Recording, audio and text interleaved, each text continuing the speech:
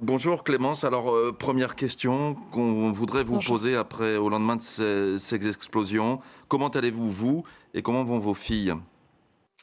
Alors moi, j'ai la grande chance de ne pas avoir du tout de séquelles physiques. En fait, j'ai eu la chance d'être in extremis dans les hauteurs d'Achrafieh, en fait, d'être protégée géographiquement, puisque mon appartement, lui, était très près du port et a été totalement ravagé. J'ai eu la chance de ne pas m'y trouver à ce moment-là et du coup d'avoir été protégée de cette explosion. Mes filles, elles, ont eu la grande chance d'être en fait logées dans la montagne sur les hauteurs de Beyrouth, donc n'ont même pas senti elles le souffle.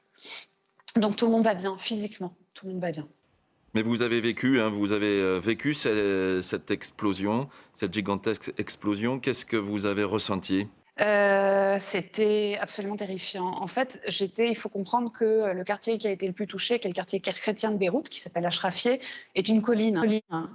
L'appartement que j'occupe est sur le versant qui donne sur le port et moi je me trouvais à ce moment-là, je me trouvais sur l'autre versant donc, qui tourne le dos au port. Et pourtant, alors que j'étais dans un café, et pourtant j'aurais pu être bien protégée, on a vraiment entendu ces deux détonations. La première qui nous a fait nous courber et nous mettre à terre, et la deuxième en fait avec ce souffle comme ça qui nous a emporté aussi toutes les baies vitrées du café dans lequel je me trouvais, les baies vitrées de l'immeuble qui était en face de nous, et tout le monde au même moment dans ce café, en fait, a tout de suite pensé que c'était une voiture piégée qui était dans la rue à quelques mètres. C'est-à-dire qu'à aucun moment on a pu penser que ça se trouvait loin. Il était évident pour nous qu'il y avait eu un accident dans la rue à ce moment-là, sachant qu'effectivement il y a eu de nombreuses voitures piégées à Beyrouth et que les gens y sont habitués et ont eu tout de suite ce réflexe-là. Alors quand vous êtes sorti de ce café, quelles sont les images que vous avez pu voir? Alors, tout de suite, en fait, on a vu que toute la rue était à terre, enfin, toutes les baies vitrées étaient à terre. En fait, c'était constellé de morceaux de verre absolument partout. Des voitures qui étaient éventrées ou qui étaient affaissées. Voilà, tout de suite, les gens étaient sidérés. Absolument sidérés. Les gens étaient hébétés, marchaient comme des zombies dans la rue où je me trouvais à ce moment-là. Personne ne comprenait et je pense que de toute manière, avec tous les événements qu'a traversé le Liban ces derniers mois, les gens ne pouvaient être que sidérés à ce stade-là. C'est la catastrophe de plus, en fait. Après, on a aussi vu concrètement, on a tout de suite vu cette espèce de pluie de fines particules et ce nuage énorme qui était au-dessus de la ville. Quand on a pris le véhicule pour partir le plus vite possible, parce qu'on savait toujours pas ce qui se passait, et qu'effectivement ça pouvait être une voiture piégée et que il pouvait y avoir des récidives, on a tout de suite quitté cet endroit avec l'ami avec lequel je me trouvais et on a traversé en fait. Du coup, on a traversé la colline d'Achrafieh, ce quartier chrétien qui a été le plus touché. Et là, ça a été un spectacle de guerre, de désolation totale en fait. Tous les immeubles étaient abîmés, les gens, je vous dis, ceux qui n'étaient pas touchés marchaient vraiment comme des robots. Et alors là, on a commencé à voir, en fait, plus on rentrait dans le quartier, plus on a vu l'horreur. On voyait des gens absolument couverts de sang qui se dirigeaient vers le seul hôpital qui était encore debout, puisqu'il y en a trois qui sont tombés avec cette explosion, en fait, trois qui étaient totalement impraticables. Donc, on a vu tous ces gens converger vers l'hôpital en sang, et puis les gens allongés dans la rue, criblés de blessures, et puis les gens qui transportaient des blessés sur des portes qui étaient tombées. C'est un spectacle d'horreur totale. Voilà. Les gens souffraient déjà beaucoup, hein, de la crise économique. Là, aujourd'hui, ils n'ont plus de toit. C'est une situation dramatique. Ils n'avaient plus de travail, ils n'avaient plus de quoi manger, les prix ont été multipliés par 10 et maintenant ils n'ont plus de maison et ils ne pourront pas la reconstruire parce qu'ils ont de toute manière pas les moyens de pouvoir le faire. Donc c'est vraiment absolument dramatique. Euh, on est clairement dans un pays ravagé, totalement ravagé. Donc il y avait le ravage économique, le ravage social, et puis maintenant on est avec des personnes qui sont dans le dénuement le plus total. Et en plus, ce qui doit secouer véritablement à l'heure actuelle les Libanais, c'est que les Beyrouthins avaient aussi une capacité un petit peu à se protéger de la famine qui gagne le nord du pays, en fait, dans les régions de Tripoli et dans la Bekaa qui sont les plus pauvres. Là, la misère, en fait, est arrivée jusqu'à Beyrouth. Ceux qui tenaient encore à bout de bras sont à terre.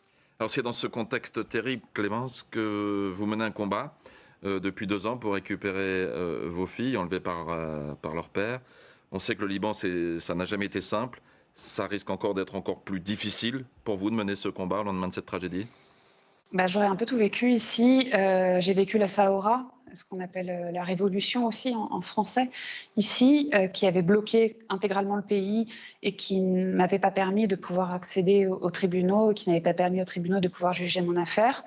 Ensuite, il y a eu le Covid qui a effectivement aussi complètement paralysé le pays. Et à l'heure actuelle, je sais pertinemment que les tribunaux ne sont pas prêts de réouvrir, et ni les administrations, et que mon combat ici pour obtenir cette dernière décision de justice qui peut me permettre de repartir avec les filles, alors même que toutes les décisions françaises ont été reconnues et sont validées, parce que là, on est vraiment sur un dernier tout petit acte qui me permet en fait juste de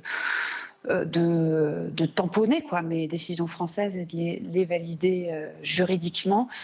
Je ne sais pas quand je vais la voir, en fait. S'il n'y a pas une volonté politique, s'il n'y a pas une aide pour que je puisse obtenir cette dernière décision, alors même qu'on est dans un contexte absolument dramatique, voilà, je sais pas, j'arrive même plus à trouver les mots, là. Je suis sonnée, en fait. Oui, un contexte qui fait que pour vous, c'est d'autant plus urgent de sortir vos filles de cette situation. Bah, c'est urgent parce que ça fait déjà 6 mois qu'on se demande comment les écoles vont réouvrir. Ça a commencé comme ça. Ensuite, on s'est demandé comment tout le monde allait être nourri. Hier, très clairement, tout le monde prenait la fuite de la capitale, de Beyrouth, par crainte du coup des pillards, par crainte des personnes qui pouvaient profiter de la situation. On sent que tout se tend.